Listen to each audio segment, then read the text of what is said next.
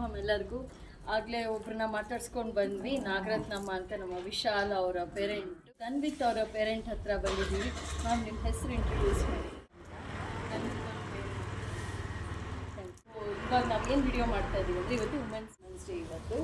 So ಇವತ್ತು ವುಮೆನ್ಸ್ಗೆ voting right ಸಿಕ್ಕಿದ ದಿನ ಅಂತೆಲ್ಲ ಸಾಕಷ್ಟು ಪ್ರತೀತಿದೆ. ನಾವೇನು ಮಾಡ್ತಾ ಇದ್ದೀವಿ, ಸಾಧಕರನ್ನು ನಮ್ಮ ಸುತ್ತ ಇರೋ ಮಹಿಳೆಯರೆಲ್ಲ ಹುಡುಕ್ತಾ ಇದ್ದೀವಿ.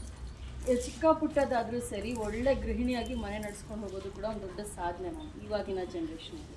ಈಗಿನ ಜನ್ರೇಷನಲ್ಲಿ ಕಲ್ಚರು ಸಾಕಷ್ಟು ಹಿಂದೆ ಉಳಿತಾ ಇದೆ.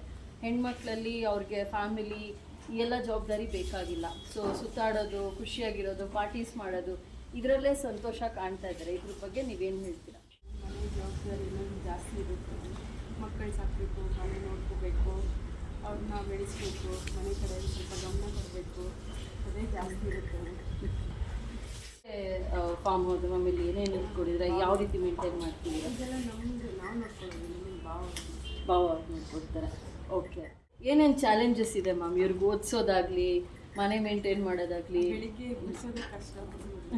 ಇಬ್ಬರಿಂದ ಬಿಡಿಸಿ ರೆಡಿ ಮಾಡಿ ಕಳಿಸಿ ಆಮೇಲೆ ನಾವು ಕೆಲಸ ಮಾಡ್ಕೊಂಡು ಟಿಫನ್ ಮಾಡಿ, ಅದೇ ಸ್ವಲ್ಪ ಚಾಲೆಂಜ್. ಮತ್ತು ಅವ್ರು ಬರೋ ತನಕ ಸ್ವಲ್ಪ ಆರಾಮ, ಮತ್ತು ಬಂದಮೇಲೆ ಕಷ್ಟ. ಮುದ್ದಾಗಿ ಒಂದು ಮನೆ ನಡೆಸ್ಕೊಂಡು ಹೋಗೋದು ಕೂಡ ಒಂದು ಸಾಧನೆನೇ. ಈ ಪುಟ್ಟ ಪುಟ್ಟ ಮಕ್ಕಳಿಗೆ ಸಂಸ್ಕಾರನ ಕಲಿಸ್ಕೊಡ್ತಾ, ಕಲ್ಚರ್ ಕಲಿಸ್ಕೊಡ್ತಾ, ಮನೆಯೆಲ್ಲ ಮೇಂಟೈನ್ ಮಾಡ್ತಾ, ಪುನಃ ಅವ್ರು ಬಂದ ತಕ್ಷಣ ಹೋಮ್ ವರ್ಕು, ಟೆಸ್ಟು, ಎಕ್ಸಾಮ್ ಅಂದರೆ ಸಾಕಷ್ಟು ಇರುತ್ತೆ. ಈ ರೀತಿ ಎಂಗೇಜ್ ಆಗಿದ್ಕೊಂಡು ಕೂಡ ಸದಾ ನಗ್ನಗ್ತಾ ಇರ್ತಾರೆ ನಮ್ಮ ಕಾವ್ಯ ಮೇಡಮು. ಇವ್ರಿಗೆ ನಾವು ವುಮೆನ್ಸ್ ಡೇ ವಿಶಸ್ನ ಹೇಳ್ತೀವಿ. Happy women's day ma'am.